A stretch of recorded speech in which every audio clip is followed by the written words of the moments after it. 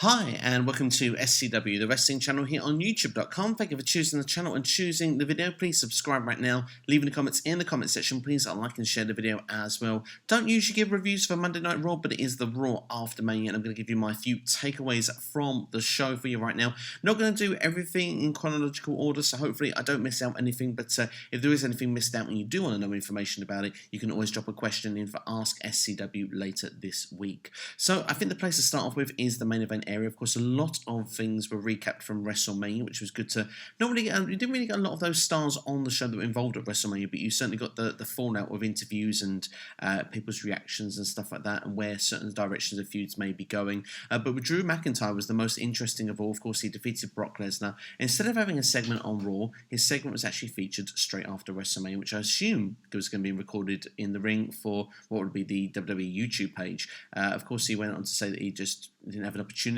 to, tell everybody that he was champion or check his phone, but he did get those plates changed on his belt, and he said that he didn't feel real. He had to pinch himself. Without further ado, the Big Show came out with a referee and goated Drew McIntyre into putting the WWE Championship on the line. For me personally, I felt that when I saw this, I thought, oh no, we're going to get a brand new champion, because when you look at it and think about it, I mean, it was a shocking moment. It's something that's unprecedented. And although the Big Show was a part-timer, I do live on Greenwich Mean Time, so I wasn't watching this live when it was on. It was the following day, and I had a couple of messages telling me that you've got to check out the end of Monday Night Raw.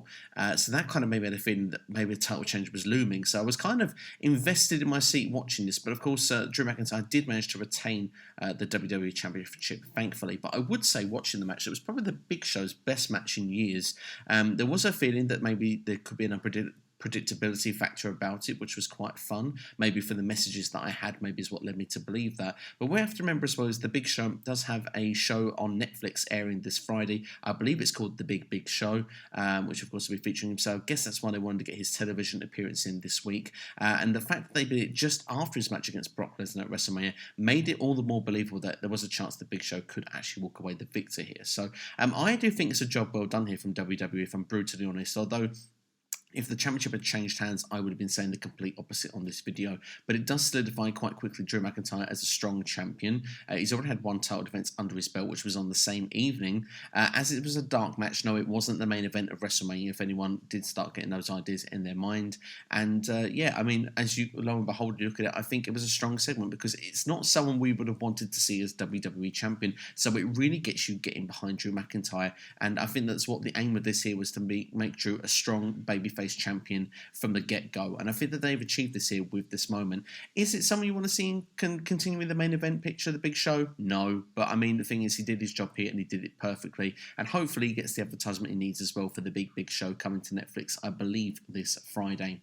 Elsewhere in the show, the Raw Women's Division strongly needed a shake-up, and it looks like it has got it. Nia Jax did return, and now, okay, yes, she didn't return with some build or anything like that, but I mean, the Raw After Mania, you come to expect the unexpected. Returns happen, debuts happen, and of course superstars sometimes switch shows as well, and we got a bit of all of that here.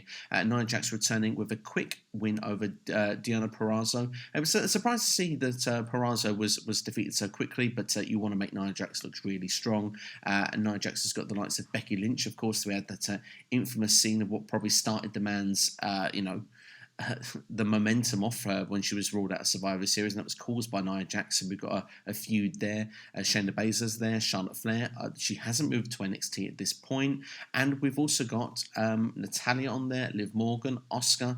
And Liv Morgan and Asuka, by the way, had a decent opening encounter on Monday Night Raw. I did actually enjoy their work.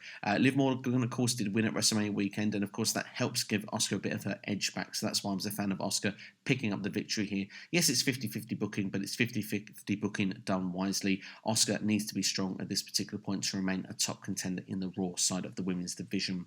One that's joined the ranks on Monday Night Raw as well is Bianca Belair. She is officially a member of the Raw roster full time. I'm a fan of this. I said for the most point that I always felt that Bianca Belair should be slow pushed to where she's going to get, purely because I thought that she had the tools to become a champion in the long term. For NXT, I felt that she was on a nice momentum. It was right she didn't win the belt a month ago. I felt by the end of this calendar year that a lot was going to be pointing in the right direction for Belair on NXT. But with the change at WrestleMania, Charlotte Flair becoming the NXT Women's Champion, Rhea Ripley still part of that brand, Io Shirai Tegan Nox, Dakota Kai.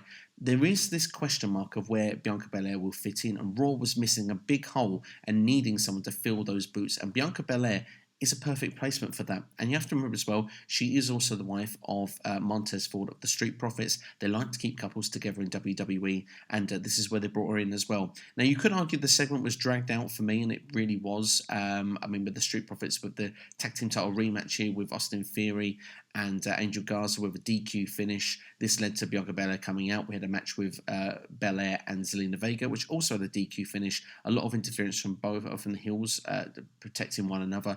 We finally got the six-person tag team match. I would have preferred to have seen a six-person tag team match from the beginning here, but we got it in the end, and Bianca Belair picking up the victory for her and the Street Profits. I thought that so when it got to the six-person tag here, I was quite fine with it. I do think it dragged up until that point, but what I would say is Bianca Belair in all of her performances here looked strong. She looked in place on Raw, and I think she's got a bright, healthy future on the Raw brand. I've changed my tune. I think that she can still continue that same momentum. She can find a place on the mainstay of Raw, and you know what? I think she's got the opportunity to become a Raw Women's Champion somewhere down the line.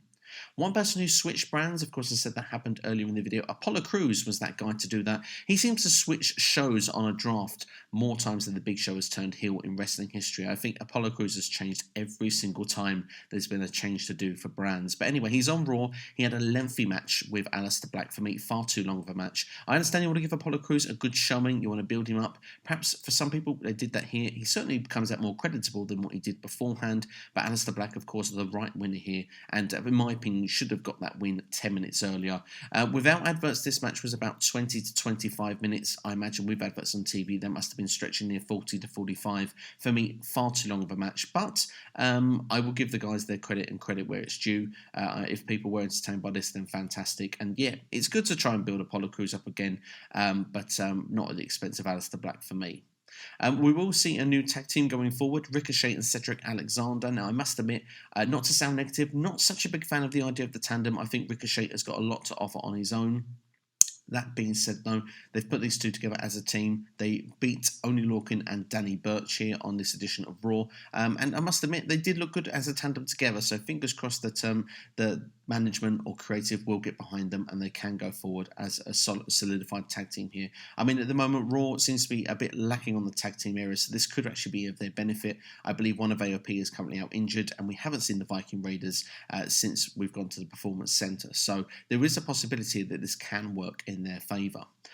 We have to look elsewhere in the show, and we did see Kevin Owens saying that he's going to continue fighting. He got his WrestleMania moment and it was worthy. Seth Rollins had a match, I can't remember, but it was against an NXT, a jobber at this point, and he looked like he was definitely got a mean streak going, not so much of this Monday Night Messiah stuff that we've been coming to see in this cocky side from Seth. More focused, more determined, and I want to see a more determined Seth Rollins going forward. I want to see a more vicious Messiah going forward, especially when we can bring the AOP and Murphy back into the fold. I think that the future can be bright for Seth Rollins. Elsewhere, we can probably suggest that Shayna Baszler and Becky Lynch is not finished. Both had seemed to feel there was unfinished business with their WrestleManias after interviews, and I believe, if I've got everything, that is pretty much most of Raw tied in there for you. But what I would say is that if you have missed anything out, then you can get involved and ask me a question for Ask SCW regarding Raw. As for a Raw After Mania, yes, it probably was one of the weaker ones that we've seen over the years. Not so many main event players on the show. A lack of edge, no Brock Lesnar, Randy Orton, a lot of stars missing there. But of course, they did recap AJ Styles as well and The Undertaker. And they did recap all their WrestleMania matches, so they were featured in some portion of the show. It's good, of course, that there was no AJ Styles or the OC this week, because as it was kind of a buried alive environment, AJ Styles should be missing for a few weeks, in my humble opinion.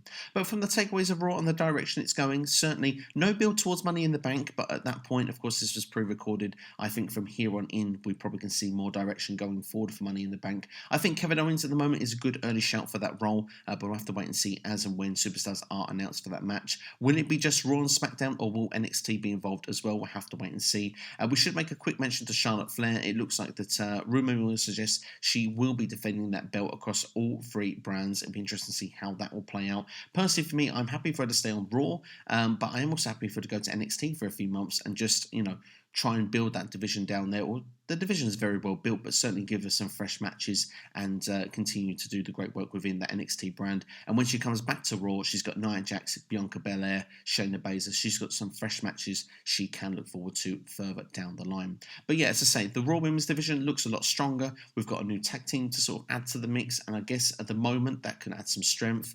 And yeah, we've got Apollo Crews back on Raw, and that will give him some TV time. Let's be honest, Raw is a better place to get some TV time than SmackDown right now. I think he's going to solidify as a jobber, but someone like a Tozawa who can fill in a role where needed and put over a great talent and maybe try and make himself look good in the process, and that's definitely not a bad thing. As for Drew McIntyre, yes, he looks a strong champion already, and I look forward to seeing who his first challenger will be going into the next maybe pay-per-view Money in the Bank. I wonder if a long-term goal is for him against Alistair Black. I mean, rumours were Alistair Black was someone that was rumoured to be winning the Royal Rumble until they gave Drew McIntyre the call. If that is true, then maybe that could be a future direction, but I don't think Alistair Black is ready as of yet. But maybe a number one contenders match could be taking place on Raw next week. We'll have to wait and see. But that's everything. That's my take from Raw After Mania. That's right, for this year, for 2020. If you like the concept of video and want me to do a takeaway of what I think of Raw and SmackDown each and every week, then just let me know and I'll do this video for you each and every week. Give me a like, give me a thumb up, or let me know in the comments section. But that's all from me anyway. Thank you for watching. I'll see you next time here on SCW. Please like, share and subscribe. Remember, we'll be back on Thursday for the Nitro for SCW Rewind. It'll be the latest episodes from 1995. I believe it was episodes 5 and 6 we'll be covering, and later in the week there will be Ask SCW. We can get your questions in, and if you ask them, I'll give you a shout out and also answer them on video. Just leave the hashtag AskSCW. The WrestleMania review is up for you if you want to check that out as well. That's already on the channel. Take care. I'll see you next time here on YouTube. This has been SCW, the Wrestling Channel.